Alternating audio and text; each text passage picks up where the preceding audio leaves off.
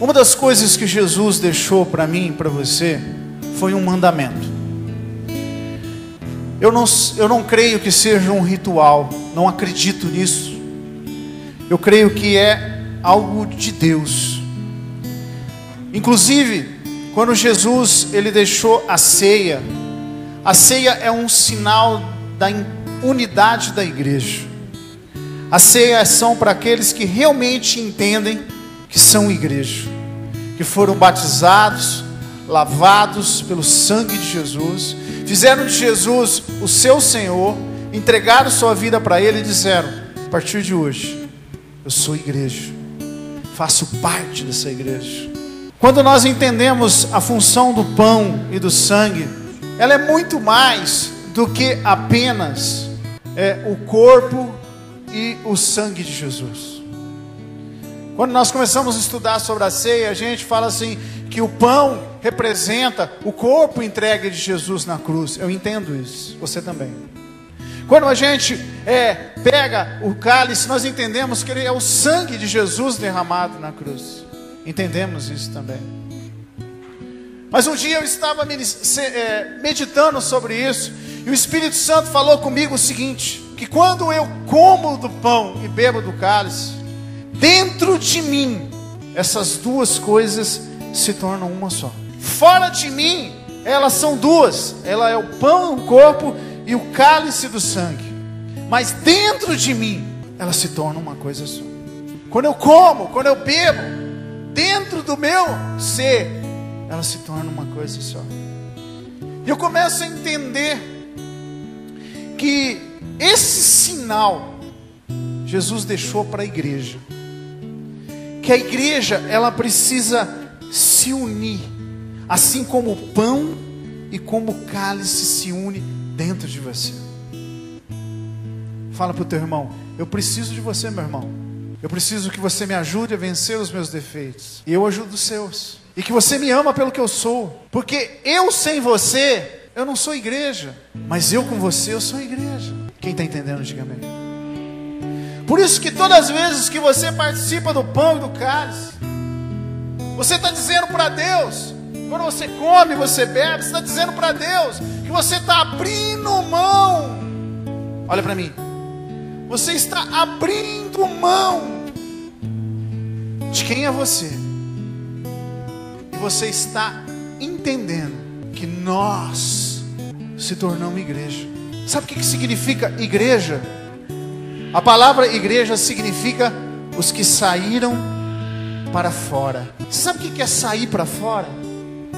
É você sair do que todo mundo acredita ser e sair para fora e se tornar aquilo que Jesus te chamou para você. Deus não quer que você tenha o casamento como todo mundo tem aí. Deus quer que você tenha o casamento como Ele te chamou para ser. Deus não quer que você sirva a Ele como você tem visto na televisão ou em qualquer lugar. Deus quer que você sirva a Ele segundo o chamado que Ele fez para você. Deus não quer que você namore como você vê os namorados por aí na televisão. Deus quer que você namore para ser feliz, como Deus te chamou para namorar. Deus não quer que você seja um pregador, um levita, um crente, como você tem acostumado a ver por aí. Deus quer que você seja alguém que Ele molde você hoje, segundo a vontade do Espírito Santo. Quando o pão e o cálice entram em você, ele é pão e cálice ainda? Você não sabe. Fala para o teu irmão: é assim que você tem que ser diante de Deus. Deus quer que você não saiba, e deixa Deus te ensinar. Primeira coisa que você precisa aprender com Deus, que o lugar do cristão não é em cima do altar. O lugar do cristão não é sentado na cadeira. O lugar do cristão é um só, e você não pode sair de lá. O lugar do cristão é aos pés de Jesus. Fica aos pés dele. Não sai de lá não. Porque se você sair de lá, você vai querer ser o que você sempre quis. Talvez você nunca ouviu isso, mas hoje você vai ouvir. Deus não quer que você seja o que você sempre quis ser. Deus quer que você seja o que Ele sempre quis que você seja. Quando você entende isso, a primeira coisa que aparece para você é que você não tem nenhuma razão, nenhuma verdade, nenhuma posição para se dirigir para alguém e dizer: você está errado, você está errado, você está errado. Porque todas as vezes que você diz você está errado, dentro de você existe um grito dizendo: você também. Então como é que eu faço a vontade de Deus? Eu não aponto. Jesus disse: da mesma medida que você medir, te medirão também. Então como eu faço? Eu amo, eu perdoo, eu cubro multidão de pecados, eu acolho, eu tenho a paciência, eu cuido, eu apacento as suas ovelhas. Jesus falou 3 coisas para Pedro. Ele não chamou Pedro para ser um grande homem de Deus. Quem quer ser um grande homem de Deus aqui? Liga bem. Quem quer ser uma grande mulher de Deus? Levanta bem. Deus não te chamou para isso. Quem quer ser um grande pregador de Deus? Levanta a mão. Deus não te chamou para isso. Quem quer ser um grande músico para Deus? Levanta a mão. Deus não te chamou para isso. Deus fez um chamado para Pedro: apacenta as minhas ovelhas, cuida dos meus irmãos, cuida dos meus filhinhos, cuida deles. Fala para o teu irmão: eu preciso que você cuide de mim. Fala para o teu irmão: eu preciso que você cuide de mim. Vira para ele agora e fala assim: eu vou cuidar de você. Fala para ele: quando você precisar de mim, liga para mim, mas eu quero você junto comigo. Quando a coisa apertar, liga para mim. Talvez eu não tenha solução para você, fala, mas eu vou orar por você. Vou estar junto com você. Se for para chorar, a gente chora junto. Se for para sorrir, a gente sorri junto. Se for para a gente ficar com cara de triste, a gente fica junto. Mas fala para ele assim: sozinho você não pode ficar. Nem eu sozinho posso ficar. Querido, quando você entende que o pão, ele se une com o suco de uva, e ele se torna algo dentro de você que nem os seus olhos veem. Você já comeu um pão e tomou um suco e olhou para você e viu descendo? Não. Então eu aprendo uma coisa com Deus, que quando eu como o pão e bebo o suco, e eles se unem no só dentro de mim e meus olhos não veem, isso significa que a partir de hoje os meus olhos não têm que ver, meus olhos têm que crer. Meus olhos não têm que ver, meus olhos têm que crer. E quando eu creio, eu sou abençoado. Quando eu creio, eu tomo posse da minha bênção. Querido, você não foi feito para ficar derrotado. Aliás, você não foi feito para derrota. Jesus disse que você é mais do que vencedor. Você sabe qual é a grande questão da derrota? É porque você criou uma expectativa para que Deus fizesse algo na tua vida, mas não era para acontecer. É que nem aquele cara que a gente ouviu na pregação. A moça gosta tanto dele, o cara é um mau caráter. Quando alguns irmãos chegam perto dela e falam assim: olha, esse cara não é para você, porque ele é assim, assim, assim, um dia Deus pode mudar, mas não é. Sabe o que ela fala? Não, mas ele não é assim do jeito que você está falando, não. Ela tenta provar para todo mundo que ele não é o que ele é. Então eu aprendo uma coisa: quando Deus me chamou, Ele não me chamou para mim ser como eu sou.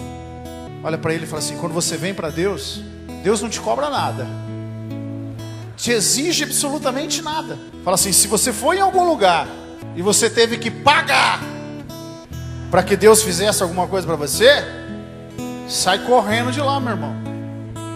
Aquele lugar não é de Deus, não. Porém, quando você vem para Deus do jeito que você está, A partir do momento que você entrega a tua vida para Ele, Ele começa uma mudança em você. Levanta a tua mão e fala, eu quero que você se entregue agora. Quem aqui tem gênio forte? Levanta a mão. Fica a mão levantada. Você que tem gênio forte, fica a mão levantada, por favor. Você que está perto dessa pessoa que está com a mão levantada, vira para ela e fala assim, isso é mentira. Primeiro que você não é Aladim para ter a lâmpada do gênio. O que você tem é algo que Deus quer mudar. Só que tudo começa com você. A decisão tua de mudança. Deus é um Deus em movimento. Escute. Deus é um Deus em movimento. Sabia disso? Você nunca vai esquecer isso. Eu não preparei nada disso. Deus está mandando dizer. Deus é um Deus em movimento. O grande erro de muitas pessoas é se assentar e dizer, Deus, estou esperando, resolve. E aí passa um tempo e as coisas não resolvem. E aí você começa a reclamar, Deus, o Senhor está demorando demais, não está resolvendo. E passa mais tempo e nada resolve. E aí você começa a brigar com Deus. Acho que Deus me esqueceu. Acho que Deus não existe. Querido, Deus é um Deus em movimento. Deus não quer que você pare. Se Deus vai fazer algo na tua vida, a primeira pessoa que tem que dar o passo é você, não é Ele. Você quer mudança na tua vida? Dê o primeiro passo em direção à mudança. Porque daí em diante Deus começa a fazer as coisas na tua vida. O povo de Israel estava parado na frente do Mar Vermelho. O mar não ia abrir. E o povo do Egito chegava, não ia abrir. Eles iam morrer. E quantas pessoas estão morrendo olhando para o céu? Cadê você? Cadê? Cadê o milagre? Cadê? Deus virou para Moisés e falou, Moisés, fala para o povo começar a andar. Moisés provavelmente olhou para aquilo e entendeu o que Deus falou e falou assim para o povo, povo, vamos começar a andar. A Bíblia não diz isso, mas eu fico pensando um cara gritando lá para trás, ô Moisés, para onde? E Moisés grita lá na frente, na direção do mar. Falou, Moisés, o exército está chegando, não é hora de tomar banho de mar. Não, é para ir na direção do mar. E o outro grita do outro lado, você está louco, nós vamos morrer afogado. E Moisés disse, vamos na direção do mar. Moisés, tem gente que não sabe nadar, Moisés. E Moisés continua, vamos na direção do mar. E o povo começou a andar. O povo começou a andar. Daqui a pouco, aquele povo inteiro estava andando e chegando. A água estava chegando, 2 metros, 1,5 metros, 1 metro. De repente eles põem o pé na água. Alguns já diziam, eu vou ter que nadar. Outros já falavam assim, Deus me recebe, porque eu vou morrer afogado, eu não sei nadar. De repente o mar se abre na frente deles. O mar, presta atenção, o mar só se abriu porque eles começaram a andar. Porque se eles tivessem ficado parados, o mar não se abria. Querido, aprenda uma coisa com Deus. Se você quer algo de Deus, você precisa dar o primeiro passo. Eu quero uma mudança na minha vida, dá o primeiro passo. Começa a andar na direção da mudança. Eu quero uma mudança para minha casa, dá o primeiro passo. Eu quero mudança no meu temperamento, dá o primeiro passo. O grande erro nosso é que nós esperamos que as pessoas que estão à nossa volta mudem. Não, eu sou bom, o ruim é o outro. O ruim é meu marido, o ruim é minha esposa, o ruim é meu filho, o ruim é meu patrão, o ruim é o pastor. E você é o bom. Mas eu aprendo uma coisa com Deus. Em nenhum momento, quando Deus quis mudar a vida de uma pessoa, perguntou se as pessoas que estão à volta dela eram as ruins. Não. Simplesmente, as pessoas tomaram uma posição. E Deus mudou. Querido, eu queria ler um versículo apenas. Lucas capítulo 5, capítulo 5, versículo 11. Eu quero ler apenas esse versículo. Diz assim a palavra. Versículo 11. E arrastando eles os barcos sobre a areia, deixando tudo, o seguiram. Esse texto fala da história de uma grande pesca, de um grande milagre que Deus fez ali naquele lugar. Quem precisa de um milagre na tua vida, levanta a mão. Seja sincero com Deus. A Bíblia fala que aqueles homens pescaram a noite inteira e não pegaram peixe nenhum. Quando Jesus chegou naquele lugar, Jesus falou para eles: vamos sair para pescar de novo. E eles saíram. E aí jogaram a rede e pegaram uma grande quantidade de peixe, a ponto das redes começarem a se arrebentar. E aí pediram ajuda para outros barcos. Eles puxaram e pegaram os peixes. O que aconteceu ali? A Bíblia fala que o milagre, a provisão de Deus, aquilo que você espera de Deus, Deus está te abençoando. Quem crê nisso, diga amém. Quando Deus faz um milagre na tua vida, Ele está te abençoando, amém? Só que o milagre também vai expor aquilo que está errado na tua vida. O milagre vai resolver o teu problema, mas vai expor aquilo que está errado na tua vida. Eles tinham pescado a noite inteira, não tinha pego nada. Deus fez um milagre. É bênção um milagre. Mas quando o milagre chegou e eles encheram a rede de peixe, a primeira coisa que começou a acontecer, a rede deles não estavam preparadas para aquela quantidade de peixe. A rede deles não estavam preparadas para aquele milagre. Começou a quebrar. Alguns peixes já se perderam. Não de todos. Conseguiram tirar bastante, mas alguns se perderam. Porque a rede, diz o texto, começou a quebrar. A outra coisa é que eles perceberam que andar sozinho não funciona quando de repente o milagre chega. Porque quando eles encheram a rede de peixe, eles não conseguiam trazer para dentro do barco. Eles tiveram que pedir ajuda. Ei, você do outro barco, me ajuda aqui, senão eu vou perder tudo. Porque eles não tinham sozinhos condições de comportar aquele milagre. Quando eles jogaram aquele milagre para dentro do barco dele, diz o texto que o barco estava a ponto de ir a pique. Isto é, a ponto de virar. Mostrando que o barco também não estava pronto para um milagre daquele tamanho. E pela misericórdia de Deus, o barco foi até lá. Eu começo a entender uma coisa com Deus. Você precisa de um milagre. Você precisa de uma bênção de Deus. Tua casa precisa de uma bênção de Deus. Tua família precisa de uma bênção de Deus. Teu filho precisa de uma bênção de Deus. Teu marido, teu trabalho precisa. E você tem que buscar esse milagre. Mas aprenda uma coisa com Deus. Você precisa se preparar para o milagre. Vou dar um exemplo. Tem alguns irmãos que falam assim: pastor, eu estou cansado de andar de bicicleta, preciso de um carro. É, meu irmão, você está orando? Estou. Está mesmo? Estou. Aí eu pergunto para ele assim: você está buscando para que Deus te abençoe, te dê um trabalho que você consegue financiar, te dá um carro? Você está buscando isso? Estou. Eu preciso de um carro. Amém, meu irmão, glória a Deus. Mas deixa eu te fazer uma pergunta: você tem carta? Ele fala assim: não. Então quando você ganha, de repente Deus te dá o carro, ele vai ficar na garagem, porque você não pode andar. Você não está preparado para o teu milagre. Existem uns ditados aí fora que diz assim: dá poder ao homem e você vai conhecer ele. Dá dinheiro para a pessoa que nunca teve e você vai ver se ele realmente é um bom administrador. Isso tem um fundo de verdade. Existia uma história de um rapaz, um homem de Deus, e quando ele era empregado de uma equipe, ele orava, ele jejuava, ele lia a Bíblia, ele tinha um alvo. Ele falava: Senhor, um dia eu quero ser gerente desse lugar. Olha a oração abençoada. E ele ali empregado, ele era gerenciado por outra pessoa. E ele falava: Deus, eu quero ser gerente. E ele orava, ele jejuava, ele buscava a Deus, ele estava na igreja, participava de todas as reuniões, era um menino de ouro. Surgiu a oportunidade, porque ele também era um trabalhador de ouro. Ele era o melhor ali da equipe.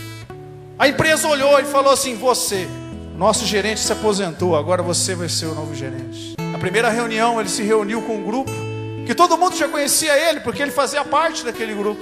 E a empresa falou assim: a partir de agora, o novo gerente do nosso departamento é o nosso querido tal. E todo mundo aplaudiu. Todos ficaram emocionados porque conhecia ele. Ele era um bom trabalhador. Ele era uma pessoa que orava, jejuava. Todo mundo sabia que ele tinha um alvo, um menino de Deus. Aí o dono da empresa saiu, deixou ele sozinho com os funcionários do departamento, que agora ele é gerente. E ele virou para o pessoal e falou assim: agora eu quero falar uma coisa. Acabou o cafezinho, vai ter horário para ir no banheiro, acabou as folgas aí que tem. Nós vamos trabalhar por produção. Eu não quero vagabundagem aqui. E eu vou apertar. Se vocês faziam 10 roupas, era uma empresa de roupa. Se vocês faziam 10 roupas por dia, eu vou querer 20. E vamos trabalhar, senão põe todo mundo no olho da rua. Todo mundo olhou, assustado. Não era aquele rapaz. Aí a gente começa a entender. Você está preparado para o teu milagre? Fala para o teu irmão: amanhã Deus vai colocar nas suas mãos 100 milhões de reais. O que você vai fazer? Você sabe como a gente está? Como a gente não está preparado para o milagre? Você vai responder como todo mundo responde, mas não pergunta para Deus: Senhor, o Senhor me deu isso, o que eu quero? O que o Senhor... Mas você vai responder qual todo mundo. Ganhei 100 milhões, primeira coisa que eu faço, vou parar de trabalhar. Vira para o teu irmão: o trabalho dignifica o homem, mostra que realmente ele está maduro. Deus disse: trabalharás e do suor do seu trabalho serás bem-sucedido. A primeira coisa que a gente, quando recebe muito dinheiro, é: vou parar de trabalhar, vou ficar sem fazer nada, só curtindo, cabeça vazia. Aí passa o irmãozinho: ô meu irmão, lembra de mim? Claro que eu lembro. Estou passando uma situação difícil, você não podia arrumar aí uma coisa para me ajudar? Você me conhece, você sabe que eu sou trabalhador. Aí o cara olha para ele e fala assim: você é um sem vergonha, vai trabalhar, vagabundo. Dá poder para uma pessoa e você vai ver que ela é. Dá dinheiro demais para ela e você vai ver o que ela é. Por que eu estou dizendo tudo isso? Porque aqueles homens receberam um milagre e quase perderam ele. Mas o melhor milagre que aconteceu ali não foi aquela grande pesca. O maior milagre aconteceu no versículo 11. Vou ler de novo. Arrastando eles os barcos sobre a praia, deixando tudo, o seguiram. Quando aqueles homens se encontraram com Jesus, eles eram pescadores, deixaram de ser. Quando aqueles homens encontraram com Jesus, eles tinham barcos, eles tinham uma empresa de barcos, eles tinham um monte de coisa, eles tinham uma vida ali. Eles deixaram tudo. Sabe o que eu aprendo com aquilo? Que eu preciso me preparar para aquilo que Deus tem na minha vida. Eu preciso me preparar para aquilo que Deus vai fazer na minha casa. Eu preciso me preparar para aquilo que Deus vai fazer no meu ministério. Eu preciso me preparar. Eu não posso chegar e dizer apenas: ai, como Deus é bom, fez isso na minha vida, a partir de agora eu sou outra pessoa. Não, seja outra pessoa agora, para que Deus olhe para você e fale assim: ele está preparado para receber o milagre. Quando você olha para o pão e você olha para o cálice, você não sabe o que ele se tornou aqui dentro de você, mas Deus sabe, porque aquilo que Deus tem para a tua vida, nem os teus olhos viram, nem os teus ouvidos ouviram, nem chegou no teu coração, o que ele tem preparado para você. Você está aqui hoje porque Deus está te convidando a você descer do barco da tua vida. Está na hora de você parar de ser teimoso. Está na hora de você parar de ser aquilo que você sempre foi. Está na hora de você deixar de agir como você sempre agiu. Está na hora de você deixar de ser um marido que você acha que é bom, mas nunca perguntou para tua mulher se você realmente é. Se é o marido que ela sonhou. E não vem com aquela historinha dizendo assim: eu sempre fui assim, fui criado assim, e ninguém tem nada a ver com isso. Tem sim. A partir do momento que você entregou a tua vida para Jesus, você não se pertence, você pertence a Ele. E da mesma forma a esposa: ah, eu sou uma boa esposa, eu cuido de casa, eu ajudo isso daqui. Peraí, e aí? Você perguntou para o teu marido se realmente você é? Os filhos têm uma mania de criticar muitos pais, porque o teu pai de repente não foi o pai que você imaginou, porque ele te abandonou, porque ele te tratou mal, te bateu muito quando era criança. A gente tem uma mania de fazer assim. Mas está na hora de você gostar do teu pai como ele é. Pelo menos uma coisa ele fez: ele te deu a oportunidade de conhecer Jesus. Que é isso, pastor? Eu conheci Jesus, vim para a igreja. É, mas você nasceu. E dele, se ele foi ou não um bom pai, ele te deu a oportunidade de conhecer Jesus. Só disse que já deveria amar ele. Você não conhece meu pai? Não conheço. Tem orado por ele? Ou nem isso você está fazendo? Quando você começa a entender que o pão e o cálice, quando entra dentro de você, se torna outra coisa, você começa a entender que Deus não te chamou para continuar como você é, mas Deus te chamou para você vir para Deus e deixar Deus fazer você como você é. Quem gosta de elogio aqui, diga amém. Quem gosta de elogio aqui, diga amém. Você devia repreender o elogio. Engraçado que todo mundo gosta de elogio, ninguém gosta de crítica. Mas deixa eu te fazer uma pergunta. O que te faz crescer mais, o elogio ou a crítica? Porque o elogio olha para você e fala assim, como você está linda. Nossa, você emagreceu, não é verdade? Como você está linda. E aí, você pode ter até emagrecido um pouquinho, mas aí você já fica assim, eu acho que emagreci mesmo, aí você relaxa. Mas quando alguém chega para você e fala, como você está gorda, aí você fica com raiva e vira e fala, sabe como é essa educação? Me chamar de gorda, como é que pode um negócio desse? E as pessoas que estão perto de você, que diz que são tua amiga, vira para você e fala assim, é mal educado, não precisava falar desse jeito, né? Mas lá no fundo ele fala assim, mas tá gorda, tá. O ser humano, ele não tem a capacidade de repreender um elogio, mas se esquece que a crítica é o que faz ele crescer. Você sabe quando foi que a igreja de Jesus cresceu? Eles estavam todos reunidos lá em Jerusalém, receberam o Espírito Santo, estava a maior festa ali. Sabe como é que Jesus fez eles crescer? Colocou um monte de gente atrás deles, perseguindo, criticando, prendendo. Sabe o que aconteceu com eles? E o evangelho se espalhou. Querido, às vezes a água tem que bater na tua canela para você começar a aprender a nadar. Alguém tem que girar para você e falar assim, cara, você não está vendo que está tudo errado na tua vida, você tem que mudar. Moça, está tudo errado que você está fazendo, tem que mudar. Querido, dá glória a Deus quando alguém chega para você e te dá um chacoalhão. Isso significa que Deus lá no céu arrumou alguém para falar com você quando você não consegue ouvir ninguém. E a partir daquele momento você para e pensa e fala, tem razão, eu preciso de tomar jeito e mudar. Quando você entende que o pão e o vinho, quando ele entra dentro de você, ele se torna algo novo, você entende que Deus quer que você seja alguém transformado pelo Espírito Santo. Que Deus tem para você algo muito maior na tua vida. Querido, o suco de uva, ele vem de uma fruta como essa. Você já viu algum cacho de uva com uma uva só? Sim ou não? Não. Então, meu querido, você também não é para ficar apenas como uma uvinha. Deus tem muito mais para você. Acho que você não entendeu, vou repetir. Deus não fez você para você ser apenas a uvinha do cacho. Deus fez você para se tornar um cacho inteiro. Quando você entende que o pão e o suco de uva, quando ele entra em você, ele faz de você uma nova criatura. Quando realmente está dentro do cristão, porque qualquer um pode tomar pão e uva, mas quando ele entra verdadeiramente dentro do cristão, te faz uma outra pessoa. É porque a partir de agora você tem uma promessa de Jesus, e ele vai cumprir.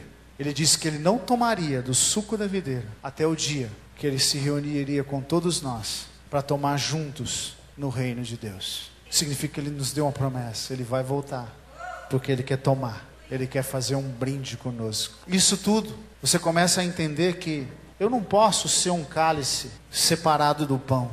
A tua vida não pode ser mais o que você é e o que Deus quer que você seja. A partir de hoje, você tem que juntar isso e se tornar aquilo que Deus sempre quis que você seja. Pastor, eu não sei o que Deus quer para mim. Assim como você não vê o pão e o suco de uva que entra aqui dentro se transforma em outra coisa, não se preocupe com isso. Apenas creia que se você está na presença de Deus e quer fazer a vontade de Deus junto com Ele, que você não desiste e insiste, que você não pare de crer.